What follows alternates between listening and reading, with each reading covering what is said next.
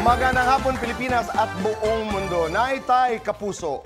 Pahiram po ng 20 minutes ang inyong hapon. Ako po si Boy and welcome to Fast Talk with Boy Abunda. Nagbabagang for today's talk. Pero bago yan, maraming salamat po sa lahat ng ating mga kapuso naitay na sumasama sa amin sa streaming, sa Facebook, YouTube at DZWB. Ang daming pagkakataon po na nasabihan na po ako, napapakinggan kita sa radyo. Sa inyong lahat, maraming salamat. Mainit na for today's talk, umpisa natin dito. Ipinagpapasalamat po ni Ms. Vilma Santos Recto ang pagkakaabsuelto ni Luis Manzano sa kasong syndicated estafa kaugnay sa alleged investment scam na kinasangkutan ng Flex Fuel Petroleum Corporation. Si Luis ay dating owner at chairman ng Flex Fuel Petroleum. Pero wala daw bumalik na pera mula sa investment. Nalaktawan natin ng konti. Hininga namin ng reaksyon si Ate V at sabi niya, she is, I quote, feeling heaven, end of quote. At nagpapasalamat siya sa Diyos sa pagkakaabsuelto ni Luis. Matatandaan na naghain ng reklamong syndicated estafa ang mahigit 100 investors ng Flex Fuel sa National Bureau of Investigation.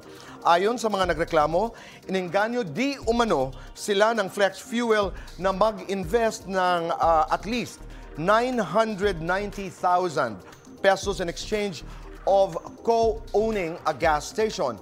Pero wala daw bumalik na pera mula sa investment nila. Ayon sa investigasyon ng NBI, walang kinalaman. Inuulit ko po, walang kinalaman si Luis sa alleged investment scam dahil nag-resign na ito mula sa Flex Fuel noong 2021. Ang taon kung kailan nag-invest ang mga nagrereklamong investors. Kaya hindi sinama ng NBI si Luis sa 12 officers ng Flex Fuel na formal nilang sinampahan ng kasong syndicated estafa. Nauna nang maghain ng sariling reklamo si Luis sa laban sa Flex Fuel dahil aniya pati siya ay nawalan ng 66 million na investment.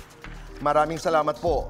Ang ating for today's talk number 2, magandang balita para sa mga Sharon Gabi fans. Palakpak siyang Susan.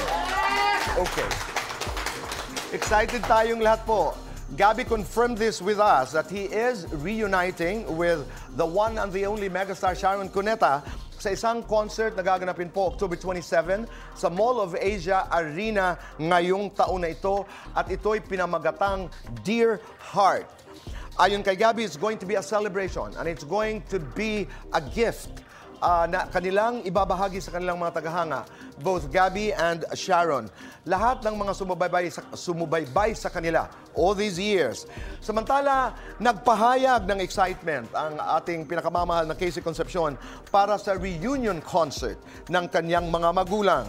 Sabi niya sa amin, kung excited ang fans, mas lalo daw siya.